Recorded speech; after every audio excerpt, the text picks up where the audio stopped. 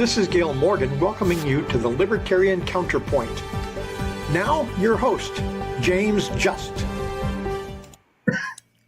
And welcome to Libertarian Counterpoint. I am your host, James Just. With me today is Mr. Richard Fields, and our guest is Mark Hinkle, retired Libertarian Party chair, and he's our correspondent today from the California Libertarian Convention, so we can kind of discuss what happened there over this weekend.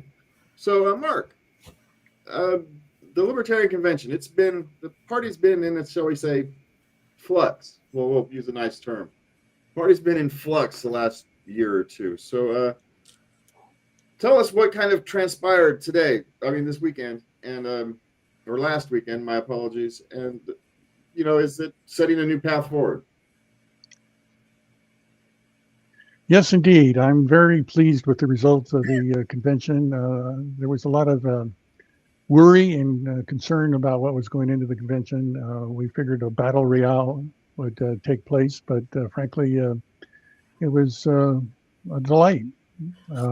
Adrian F. Malakon, the now former chair of the party, was very apt at running the meeting, interject a fair amount of humor. And for those of you who know the inside scoop here, he actually nominated me to be an at-large rep for the state executive committee. And Adrian and I have butted heads for quite some time, but looks like we've kissed and made up this weekend. And there was very little controversy regarding who got elected for the state chair, northern vice chair. Might dovetail into that. Going into the weekend, we knew there were two people running for LPC chair, Lauren Dean and Pat Wright. Lauren Dean from Riverside County, Pat Wright from San Diego County. For those who are not aware, Pat Wright, it goes way back several decades as LPC chair. And again, for those who are old enough, you might remember that Pat Wright championed the legalization of ferrets in California, and actually got a fair amount of publicity. He actually had a full-page picture of him holding a ferret in People magazine, of all places, which libertarians don't usually get that amount of publicity. And so the vote was fairly close, I think 47 to 43. So it was a relatively close decision, but Lauren Dean is the new chair, and he seems like a guy very easy to work with. And the major tenet for him is he wants to be the chair that more like a project manager.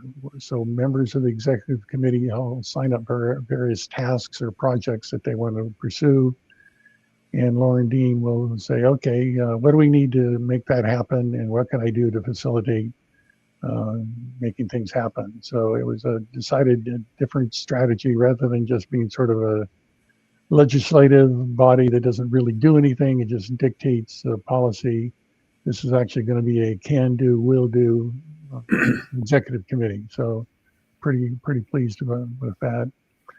And overall, I think there's a nice mix, maybe a little extra mix of old standby libertarians, people like me who've been around for 5 decades, and some new folks who are relatively new to the Libertarian Party, but seem very able and capable. And I think we have 3 women on the executive committee, which is a little higher than average, unfortunately. Well, not unfortunately, to be higher than average, but that the average is that low. Well, we've got Rebecca Lau, who returned from New York, working for John Stossel as the new secretary. And let's see, I'll have to look at my notes to see who else was elected. June Jennis. June Jennis used to live up in San Mateo County, and she is a long time libertarian, and now she's on the executive committee as well. So we've got some old farts and some new farts that are now on the committee, and again, overall, I was very pleased. Our ace benefactor, Chris Roofer, we held the convention in his hotel, which was very nice, and out in the Central Valley in Santa Mila. It was kind of a windy couple of days out there, but it was a very nice hotel, good grub, and everything went off without a hitch. And of course, Barbara Engelhardt from your neck of the woods was the manager of the convention, and she did a stellar job. I think there were very few unhappy folks, and everybody gave her a round of applause several times during the convention. So all in all, pretty nice convention. And again, no blood on the floor, and I definitely got a sense of unity, and so just terribly pleased. Well, that's good to hear. That's good to hear. Considering the trials and tribulations of the last few years, that's kind of good to hear. You got anything to add or questions out there, Richard? Well, just as a side note, I remember, I'm pretty sure, if my memory is correct, and it may not be because I'm getting old, but if my memory is correct, Pat Wright was once on the Libertarian Counterpoint advocating for the legalization of ferrets as pets back in the early 90s, if I'm not mistaken. And so that, just a little historical note there. He's been around for a while and been doing a good job. I'm sure that he probably is going to be supporting the party going forward, even though he lost by a hair as far as party chairman. Well, and Lauren Dean, who's a very articulate sort of guy, and I got a pretty good glimpse that I think he's got a little bit of genius in him when it comes to party politics. We need that. Initially, I planned to run for vice chair under Pat Wright, but when Pat Wright lost the chair's position, Lauren Dean approached Pat and said, "Why don't you be my vice chair?" Which I thought was a stroke of genius politically. And Pat was happy to do it. Pat wants to focus on membership growth, which obviously is one of the key things that we need to get done, because our membership is a bit on the low side right now. In fact, the majority of our dues paying members are actually lifetime members. So we need to grow the Libertarian Party considerably. And again, the infighting over the last couple of years, I think, did much to discourage the old timers and the new timers to participate because of the toxic atmosphere. But that toxic atmosphere is flittered away and hopefully never to return. But of course, with libertarians, you never know. We do like to fight with each other, don't we? It seems to kind of cycle back and forth, which is something we should consider going forward, right? You know the old rule: when you have two libertarians in a room, you have three positions on any given issue, right? Yeah, that is kind of one of our issues. Speaking of issues, Mr. Fields, you have an issue you want to discuss today, so let's have your report from the fields this week. Yeah, well, let me just kind of segue into this. Richard Fields here with this week's report from the fields. Back in 1998, I was outside the venue for a debate between the Republican and the Democratic candidates for governor of California, along with the now deceased Steve Cubby and several other people. We were protesting the exclusion of Cubby, the LP Libertarian candidate, from the debates. Some wise guy Democratic Party from Davis, whose name will remain unmentioned, he was a Democratic Party operative who would later become a judge, I believe a Superior Court judge, made a smart remark wondering why libertarians should care about running for office since they clearly don't believe in government. Much to his surprise, I responded by saying, "We run for office to protect ourselves from thieving jerks like him." And when you get right down to it, that remains the reason for libertarian involvement in politics. We don't seek to gain economic advantage through regulation or trade rules over our fellow humans.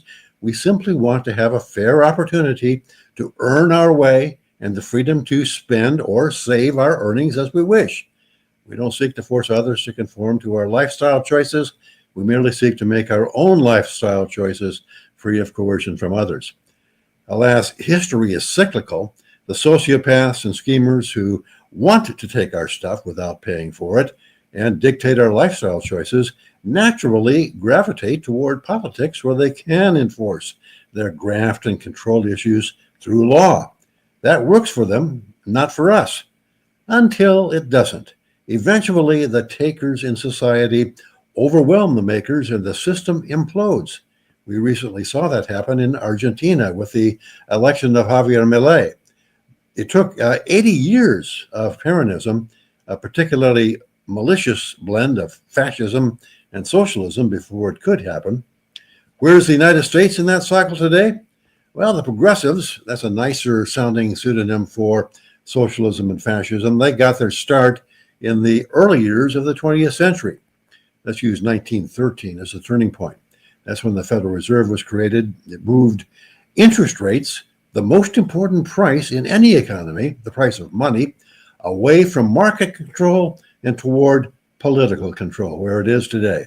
As a result, our money has lost 97% of its purchasing power. And as a side result of that, a huge majority of the wealth in this country has moved from the working class and the middle class directly into the pockets of the financial class or the elite class, which controls the government.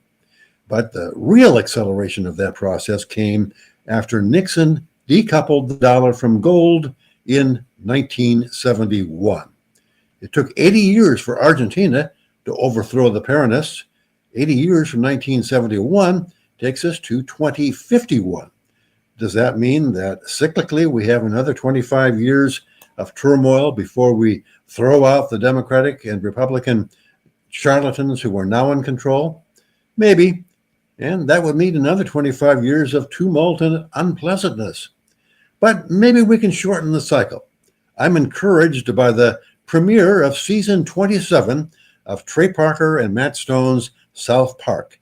It demonstrates literally that the emperor has no clothes by depicting a naked, small-penised Trump trying to seduce Satan. Unlike Britain, political satire is still alive and well in the United States. Will the Libertarian Party be in a place to pick up the pieces when the American empire dies?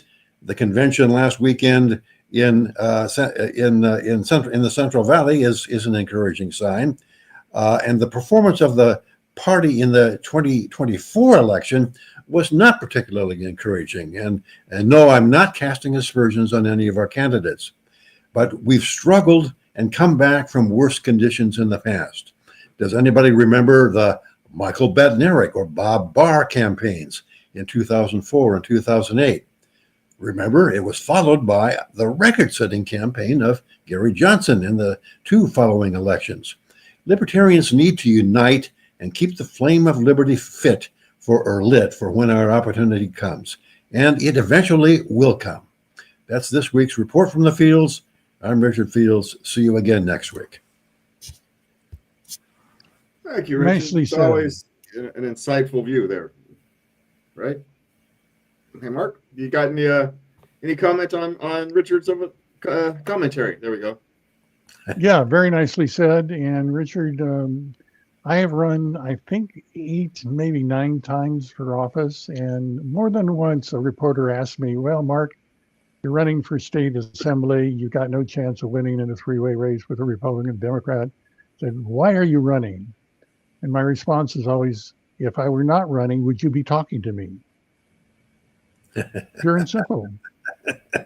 Yeah, it is a relatively simple equation there, isn't it? As someone who's run for office, it's if you don't run for office, nobody knows you're there.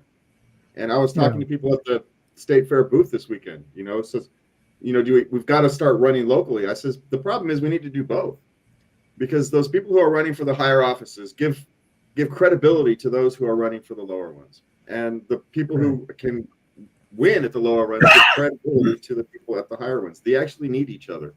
You can't do one without the other and be successful long term. That's kind of been my philosophy on that for a little bit.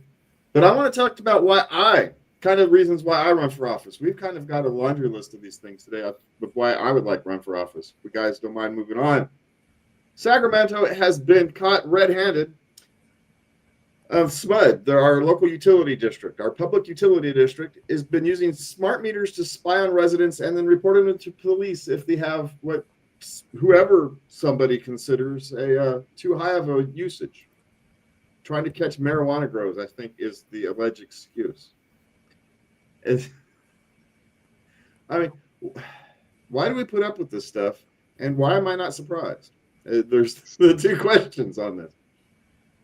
Well, I'm not surprised because government will go after anybody that they can if they think they have a case, and with all of the complex and myriad laws governing the legal production of marijuana, it's a heck of a lot easier for a lot of producers to continue to grow it illegally with grow lamps and so forth. And what's disturbing, I think, is that SMUD, which unfortunately is a publicly owned or government-owned utility, that they are so willing and eager to cooperate with what is, I would think, an unconstitutional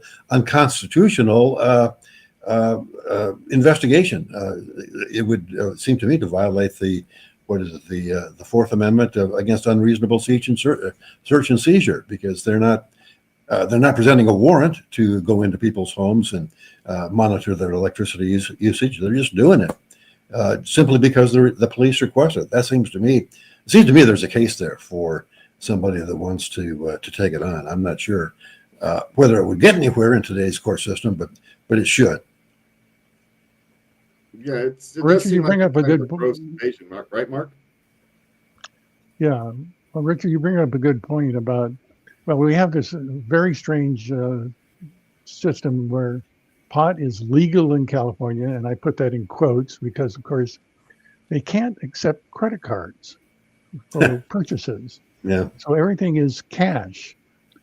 And what is the unintended consequences of that? Well, guess what? Some of these places have to hire overnight guards to guard the place to prevent robbery and thievery of the cash.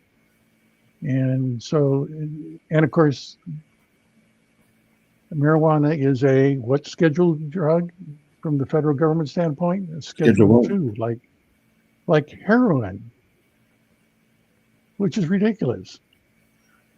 So, and not only that, but in, I think it's Riverside County, the sheriff's deputies have cooperated with the feds to actually hold up a armed transport of cash, saying it's using the federal laws to seize the cash. I don't think they got by with it. I think they eventually had to give the money back. But that just shows you how far local sheriff's departments and police departments are willing to go, simply to pad the coffers and buy new police cars and new uniforms and new assault vehicles, or whatever they do with that money. Yeah. And again, the standard regulations that get imposed on all businesses, but especially the marijuana business, that drives up the cost. And when it drives up the cost, guess what? Black market pot is cheaper than legal pot. So one of the promises of making pot legal here in California was it would drive away the black market. Well, guess what? Missed it by that much. Yeah. Well, yeah, and in California, it's so complicated to start a pot store that the legislature said, okay, we're going to create another layer of bureaucracy to help people navigate the bureaucracy. Not said, oh, this is so bad, let's reduce the bureaucracy. No, we're going to add a layer of bureaucracy to help people navigate the bureaucracy. It's insanity on top of insanity.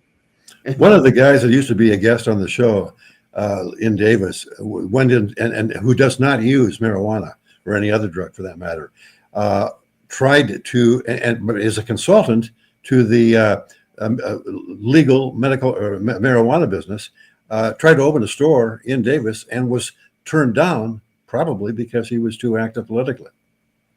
It was a political decision who got the store at 400 at a very choice address in Davis.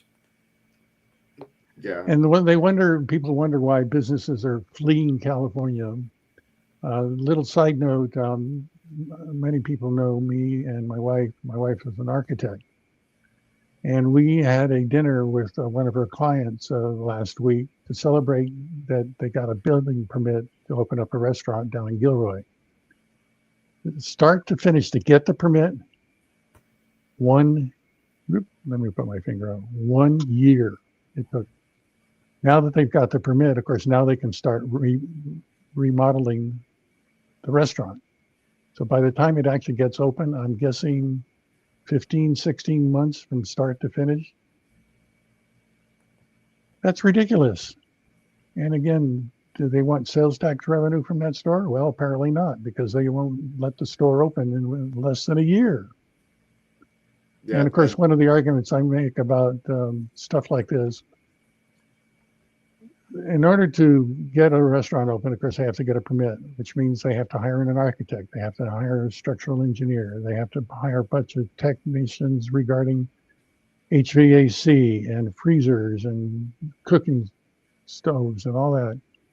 Where does all that money come from to pay for all these expertise? Customers of the restaurant, right? So when the customer goes to the restaurant, everything is going to cost more because of all the bureaucracy that had to be waded through in order to open up the restaurant. And I think historically, restaurants, like 19 out of the 20 fail within 2 or 3 years. So it's a high risk endeavor to begin with, and add all that bureaucracy on top of it. Man, that's fatal. And we have a homeless problem, and guess how hard it is to build a home. I have a close personal relationship with somebody who is trying to build a house on a rural parcel in Amador County, which is probably the least regulated county in California in terms of county rules. But they still have to obey the state rules and the county rules that apply. And they're going through hoops just to build a house on an undeveloped piece of land out in the foothills. It's it's a months long, if not years long, process just to get the permits to do it. Yeah. Which brings up an issue. Governor Newsom and the Republicans are arguing over redistricting again. So let's, So in Texas, it's time to redistrict their maps. And so Republicans are, of course, going to gerrymander their district. Well, so now California is claiming that now that we're going to have to gerrymander our state in order to counterbalance the Texas gerrymandering their state, which is two problems. One, our state is already gerrymandered to 3 inches of its life. And two, we have, for whatever reason, the Democrats supported this California Redistricting Commission to give legitimacy to their gerrymandering, and now they're just going to want to ignore it. Is essentially what Newsom is proposing, that the legislature just kind of ignore this redistricting commission that they had the voters approve. So I don't know. It seems to me that these guys can't stop shooting themselves in the foot, showing that they're just massive hypocrites. Yeah, and I could get excited about this issue if I thought there was, as who was it, Wallace back in the day said there was a dime's difference between Democrats and Republicans. But when they get in office, they all do the same thing, which is get rich because they're able to trade on insider information, and they move from the legislature back to the regulatory agency, back and forth, in government, out of government, and get high-paid lobbying jobs. It's a closed loop. They're in it. We're not. Well, look at the number of millionaires that come out of the U.S. Congress. Yeah, amazing. There's even a mutual fund or a ETF, I forget which it is, that trades on Nancy Pelosi's stock trades. Exactly right. Yeah, because she apparently knows how to pick them. Yep. Nudge, nudge, wink, wink. Yeah, from a libertarian perspective, this is nothing new, right, Mark? Yeah, absolutely nothing new. Well, and no one seems to be terribly concerned that California is going to lose 3 to 5 representatives in Congress because that many people have moved out of California. And, I'm 74 years old and I can't quit working. This is something that just literally hit us a couple months ago. All the concern about wildfires and PG&E and the electric companies starting wildfires. Well, I happen to live in a rural district. And so all the insurance companies have jacked up their homeowners insurance. Mine went from $4,000 a year to $11,000 a year. I'm paying almost $1,000 a month for property insurance. And do I have any options? Not really. Because I have a mortgage, I have to have property insurance. And so my property insurance now is more expensive than my property taxes, which is also about $10,000 a year. So I'm paying about $21,000 a year on top of the mortgage. Yeah, and the reason that insurance costs have gone up so much is because of regulatory mistakes, let's put it very politely, on how to manage the brush that accumulates and leads to wildfires in California. Exactly right. Well, and to delve further into that issue, because the logging industry is pretty much shut down in California, all the timbered back roads that would allow firefighters to get to closer to the fire, they're all overgrown, and so they're impassable. So that means you got to bring in, those super tankers and airdrop retardants and water on the fires. And of course, when the fire erupts, tens of thousands of acres can be destroyed, and not to mention the number of houses, restaurants, towns, entire towns, cities have been destroyed. Yeah, it's amazing. Unintended consequences, right? Yeah, these guys care more about their political futures rather than actually solving the problems of the day, right? They're going to worry about redistricting to counterbalance Texas's redistricting rather than, hey, Californians have some real problems that they've created and they need to solve. And as Rome burns, quite literally, they're fiddling with the furniture. It's absurd. All right, we've got a few seconds left. Richard, you got any final thoughts? Richard, you going first? I'm sorry. Final thoughts on anything, Richard. We're out of time. So you got. Okay, I'll just say I'm glad that Mark and the people who were ambitious enough to go to the Central Valley for a convention last weekend made it and did a good job. All right. Yeah. Thanks, Mark. Thanks for being here. Thank you, Richard, for being here. Thank you for watching. For those of you who stopped by the fair booth this week and told me that you watch, thank you guys for watching. You are the reason we're here.